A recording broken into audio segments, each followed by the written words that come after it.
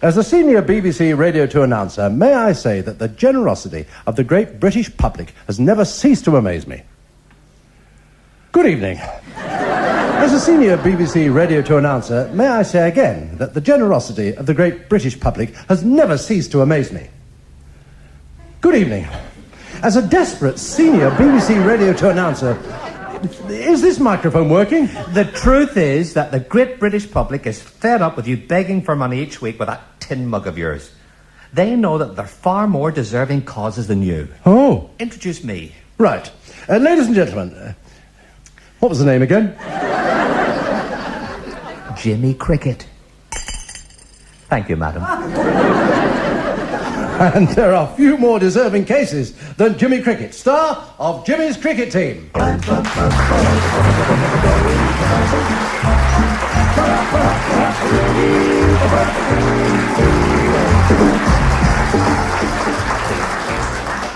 Thank you, ladies and gentlemen. That's very welcome and kind of you.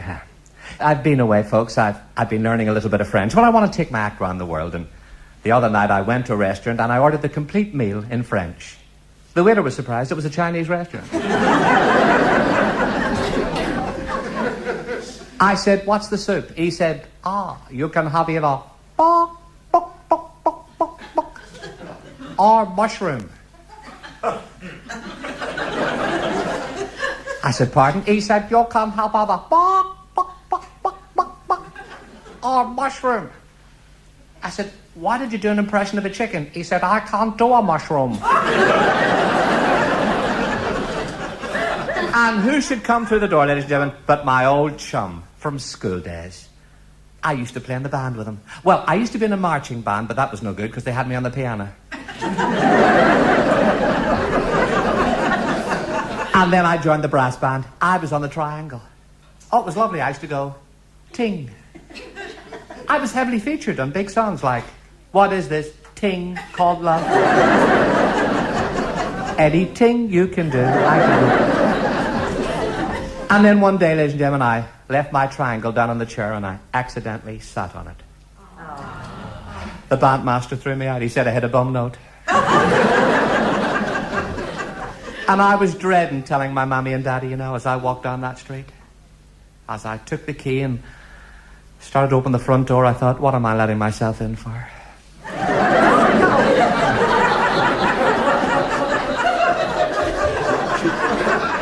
And there was my mum and dad sitting in the living room drinking a pint of Australian lager each.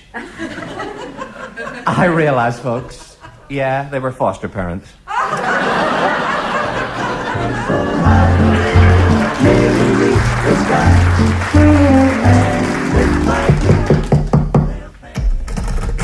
Can I help you? I'm a retired knit nurse. We both are. Yes, but how can I help you? Years of service and self-sacrifice we've given. We both have. Years of service and self-sacrifice to what? Knit hunting. We both have. And now that I'm a retired knit nurse... We both are. Why can't they show films on television that bring pleasure to retired knit nurses? Pleasure? I didn't know there were films made specially for knit nurses. Never show our favourite. Never show it. Which is the knit nurse's favourite film, then? The Searchers. I like that one. We both do. I'll see what I can do. Have it shown at our local cinema, the Gaumont. And where's that? Itchin. We live there. We both do.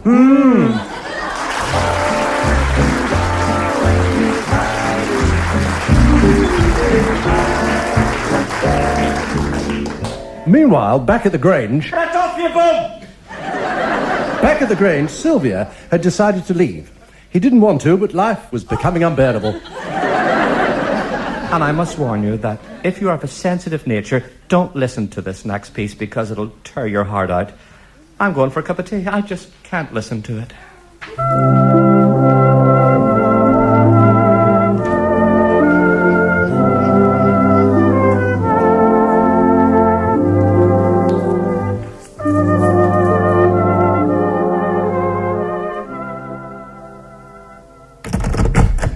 Arnold, lad. No, loss. You're looking haggard and fraught, lad. Tell me why you're looking haggard and fraught. I've shouldered enough burdens with this family to be able to take it. Tell me, lad. I've been told that they don't want me anymore in Grimshaw and Bickerdike's prize silver brass band. Nay, lad. Nay, thrown out of Grimshaw and Bickerdike's prize silver brass band. Who was? You. Happen? Just don't believe it. You were a finest cornet player who ever cocked a lip. Thrown out. Who told you, lad? Who told me what? That you've been thrown out of Grimshaw and Bickerdike's prize silver brass band. Young Mr. Bickerdike. What did he say, lad? I've got to know what he said. About what? About you being thrown out of Grimshaw and Bickerdike's prize silver brass band. Happney said I had bandsman's droop.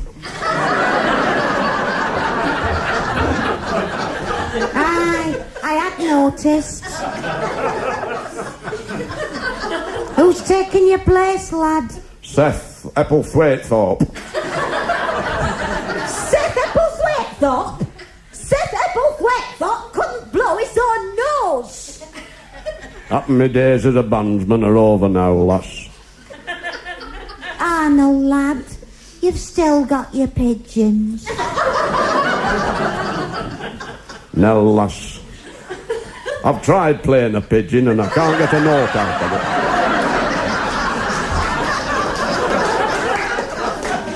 I get a mouthful of feathers. And they have a very nasty way of getting their own back. Hey, look who's coming.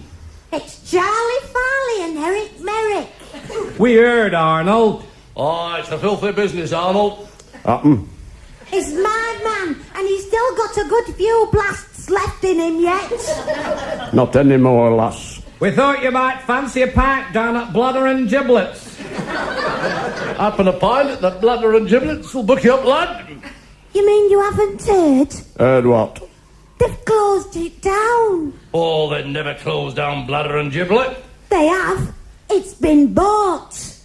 Bladder and Giblets been bought. Bought? What has? Bladder and giblets. Aye, couple what's bought it called here this afternoon. What did they say? They said... I'm a retired knit nurse. We both are.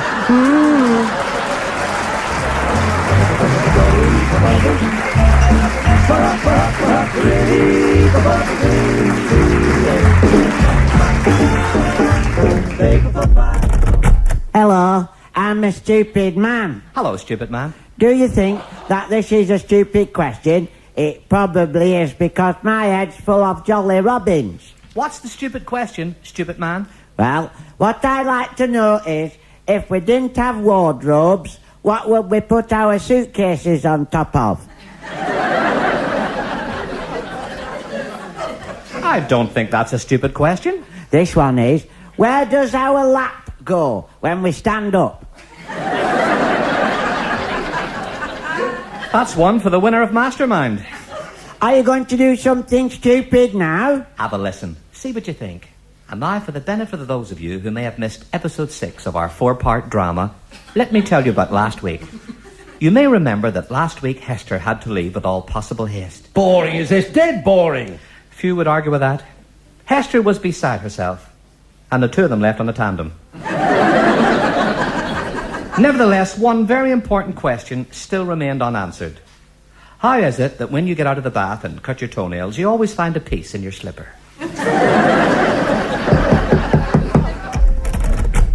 Regrets? I've had a few, but then again, too few to mention. Don't mention it.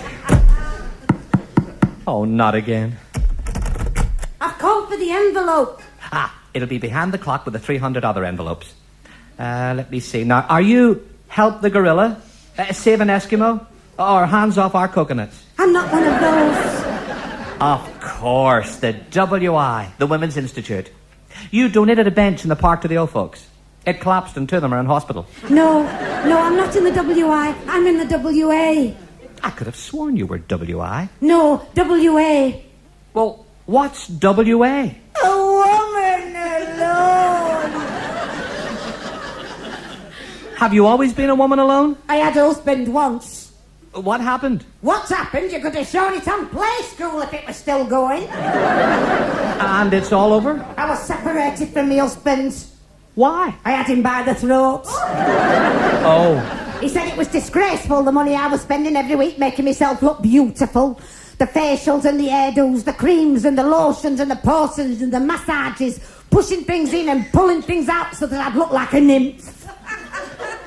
A nymph? An object of beauty. I wanted him to desire me. I wanted him to look at me and feel his heart pounding and clanging and banging like a ferret in an upturned bucket. To arouse the fiery frenzy and fulfill his requirements. Bring his pangs and urges. Bring them to the boil and leave him battered and shattered under an avalanche of love, such as no man had ever experienced. Battered and shattered. Oh, it wasn't meant to be. Why not? Matron said it was too late and he had to have his cocoa and go to bed.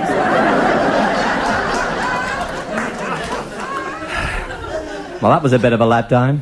I asked you, is it any wonder Is what any wonder? that I'm a woman alone?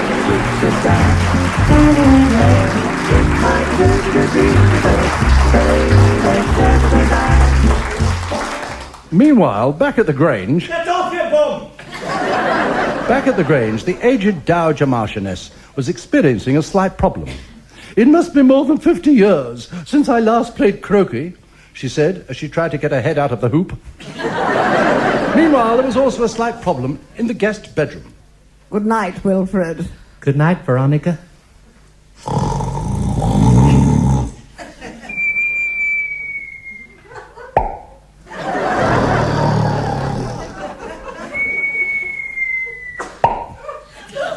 Wilfred, What is it, dear? you're snoring, whistling, and popping. It's been a long day and I'm very tired. I'm so very sorry, dear. Good night, Veronica. Good night, Wilfred.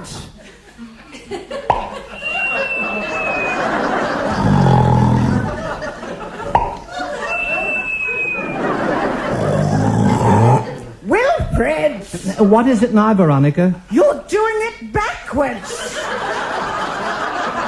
First it was snore, whistle, pop. And now it's pop, whistle, snore. It really is too much. I'm worn out, Wilfred. Now please stop it. I'm ever so sorry, Veronica. Good night. Good night, Wilfred.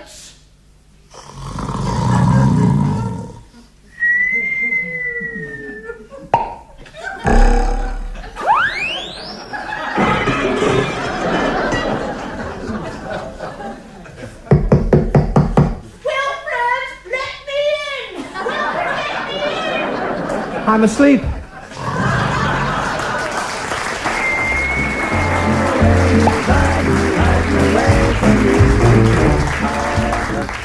Ladies and gentlemen, come here. It isn't often that I got a little piece and...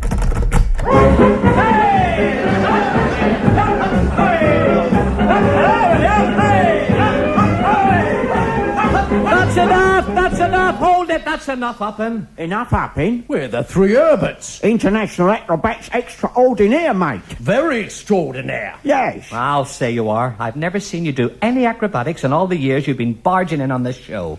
Did you hear what he said, Herbert? God, I couldn't believe it, Herbert. Call yourselves acrobats? You just go around hopping. What's wrong with that? Hey, hop! Yes, you explain yourself. You. Me? Yeah. Look, cup your hands between your knees. What, like this? Perfect. What do you want me to do next? Now, you put one foot in his hands. Me? Put one foot in his hands? Why? So he can hurl you up and backwards 20 feet. Do what? Throw you 20 feet in the air. Well, there's stairs over there. I could use them instead. You must be the worst acrobats in the whole world. I'll have you know that we've appeared before crowned heads. Crowned heads. Name one. Yeah. Well, yes, we one with a beard. One with a beard, yes. Right, the one with the beard, yeah. Which one with the beard?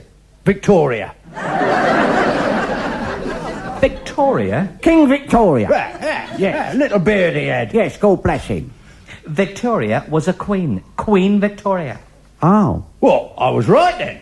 You was right, Herbert. Yeah. When I saw that king with the beard and wearing a frock, I said to Herbert, what did I say, Herbert? You said, let's do the act as quick as we can and nip off out of here a bit sharpish. And you can both nip out of here a bit sharpish as well. Oh, glad to. He hasn't got a beard. Oh, that doesn't mean a thing these days. Let's go.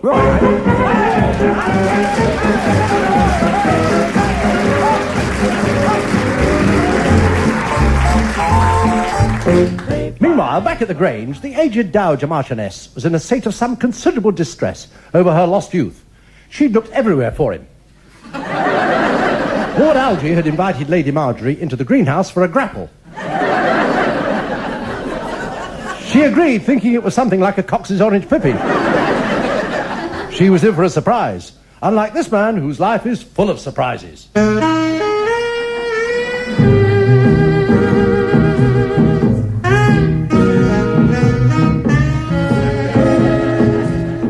My name's Marlowe, Philip Marlowe, Private Eye.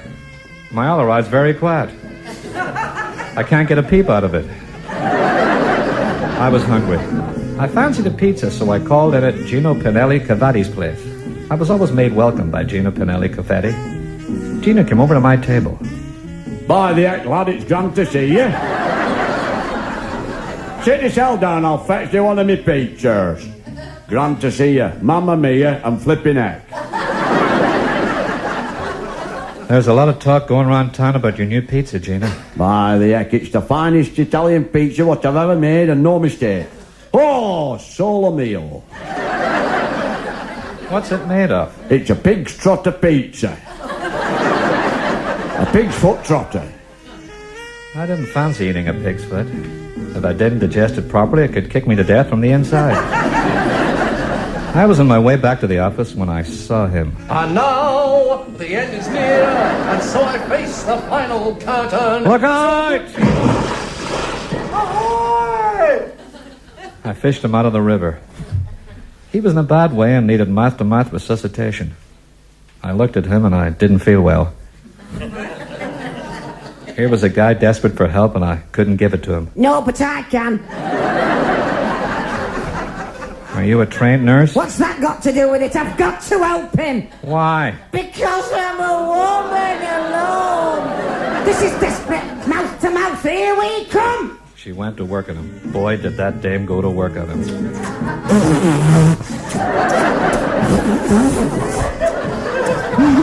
I think he's coming round. You mind your own black business. I'm feeling a lot.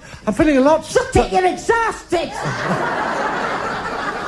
He will be in a minute. I'll take him home with me. He's weak from his struggle.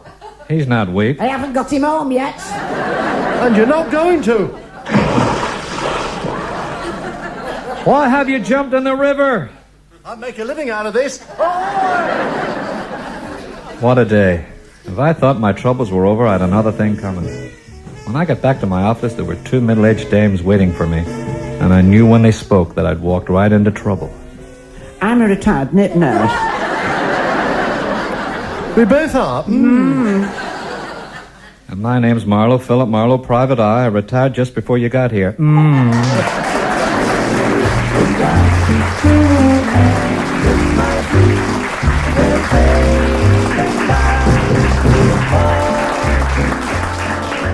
I'm delighted to welcome back onto the show, at the request of all our older listeners, the Senior Citizens' very own pop group. Ladies and gentlemen, you've heard of New Kids on the Block?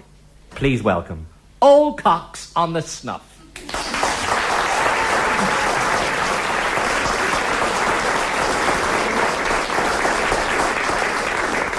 It really is a joy to have you back on the show. Well, it's very nice to be back here with members of the group. There's our very own Ada. She knows every song ever writ. It ain't what you do, it's the way that you do it. Yes, well, you can save that for the outing. And over here we have Bert. I've got a lovely bunch of coconuts. He's all talk, is Bert. Kiss me goodnight, Sergeant Major. No need to ask why he got court-martialed. What are you going to sing for your many OAP fans? Well, it's a song that was first made famous by a young lad called Rich Clifford. You mean Cliff Richard? Did he sing it as well? It must be a popular song. I'll introduce you. Ladies and gentlemen, singing one of Cliff's greatest hits, Summer Holiday, it's the Old Cocks on the Snuff. 1, 2, 3,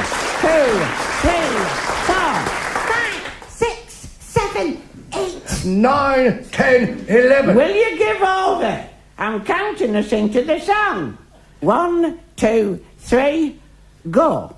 We're all going off to see the chiropodist. No more walking for a week or two. We're all going off to see the chiropodist. Our feet will be black and blue. Excuse me. On your back. I've got to corn the sides of the radish. And I've got a banyan too. Just a minute. Shut it. And I can't get me boots on, so there's just one thing to do. Yes! What? I'm all going out to see the chiropodist. No more football for a week or two. We're all going out to see the chiropodist. He'll make our feet good as new.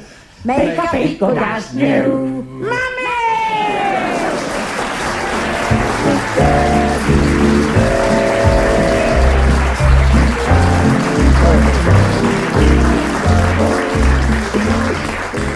If I jump in quick, I'll just have time to read this letter from me mammy. Dear Jimmy, your father went to a party the other night and he came home a bit worse for wear. He was an hour trying to get his singlet off. I said to him, try taking your accordion off first. He used to waken himself up snoring every night, but he's cured it now. He sleeps in the next room.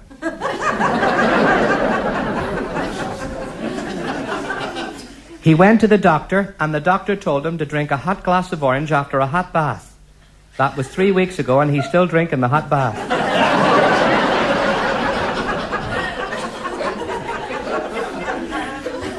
He's very busy at the moment cutting the grass. It was getting a bit long. We had to stand up to watch television.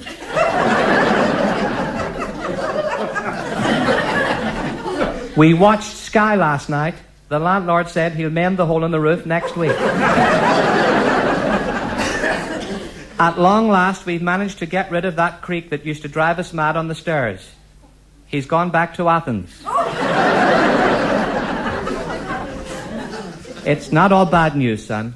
I'm thrilled to the quick to be able to tell you that your Aunt Nora is at long last going to have a hip replacement. She's waited a long time, but at long last they found a suitable elephant.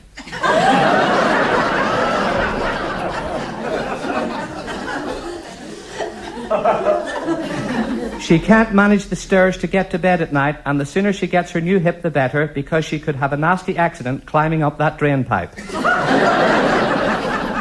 That's all for now. Lots of love, Mammy. P.S., and there's more. I knew I shouldn't have had kippers for my tea. They always repeat on me. Take care of yourself. Take care of yourself. Take care of yourself. Take care of yourself.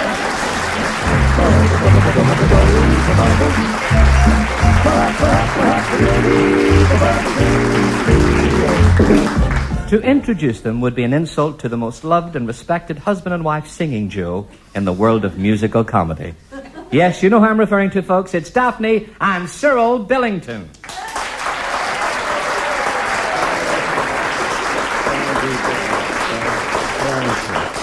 I've never known an audience to show such affection. And I'm the first to own that all of that affection is for my dear wife and greatly talented stage partner, Daphne. They adore her, as do I. My sweet, it's an affection I must share with you. Darling Daphne. Cyril, my darling. Love you. Love you. Oh, that's a joy in this day and age to see a married couple in our business sharing so much love and affection for each other. Well, how could it be otherwise with such a ravishing creature as my dearest Daphne? Heart of my very heart. Darling, Cyril has been an absolute tower of strength to me throughout my career. I can well believe it. He's always given me great support. If I hadn't, you would have fallen flat on your face. I must say that our present tour... Hey, just turn back a couple of pages. I think I might have missed that last bit. That bit about falling flat on my face. What Cyril was trying to say was that somebody with a lesser talent than yours, Daphne, would have fallen flat in front of an audience. So very true. I must have misunderstood you, darling. Tell me about the show you're touring with at the moment. Well, we're having tremendous success in recreating the songs made famous by those sweethearts of the silver screen who are just as popular now as they were 50 years ago. I know exactly who you mean. Doesn't everyone? Jeanette, Eddie, and Nelson's Column. We find their songs. Who? Jeanette, Eddie, and Nelson's Column. Jeanette MacDonald and Nelson Eddy. Is it? Yes. I'll remember next time. I'll remember a few things next time. Anyone can make a mistake, Cyril. Indeed, and one must appreciate that dear Daphne is working under a slight handicap. I didn't know that. Yes, she's only had the one. Now... That's puncturing. Do you see them wrinkles in his face? Pain, that is. Pain, what's causing them wrinkles? Cyril's in pain? So would you be if your appliance had just come back from the welders and they'd left a bolt sticking out? Now, Daphne... can we stick to the world of musicals? What about One Night of Love? One night of love, one night of pig in love. I have to put my name down 6 months in advance. The Merry Widow. I will be by the time I get him home, you useless dollop. Daphne. I have never been witness to such unprofessional behavior in all my years in the business. Well said, Cyril. It breaks my heart to have to say this, but I believe you have just totally and completely destroyed our careers forever, and that our public, once loyal, will feel nothing but disgust. I don't know what to say. Cyril, you must keep the act together. He's right. My darling, I'll never, ever lose my temper again. I give you my word. Well, for the sake of our public, I think we should make one final effort. How did Bittersweet go down last week? With Daphne, it went down by the gallon. He's done it again. He's piggy well done it again. Shall I tell him about stout-hearted men? Especially the third one on the left. Daphne, I don't think we need to go into that. I think you should both go through that door. Out. Oh, no, I don't think that's altogether necessary. But 7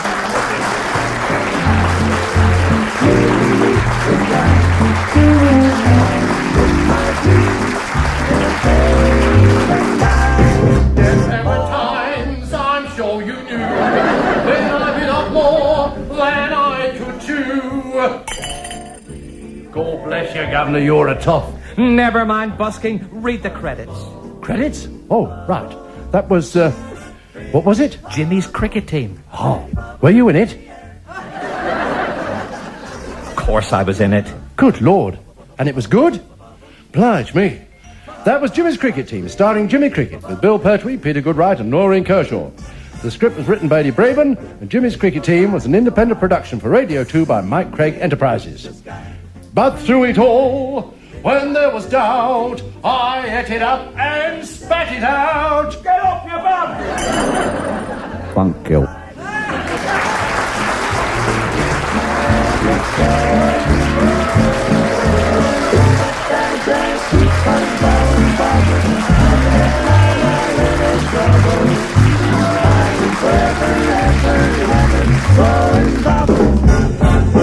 Lots of pretty bubbles, big fat bubbles in the air. 88 to 91 FM, this is Radio 2 from the BBC.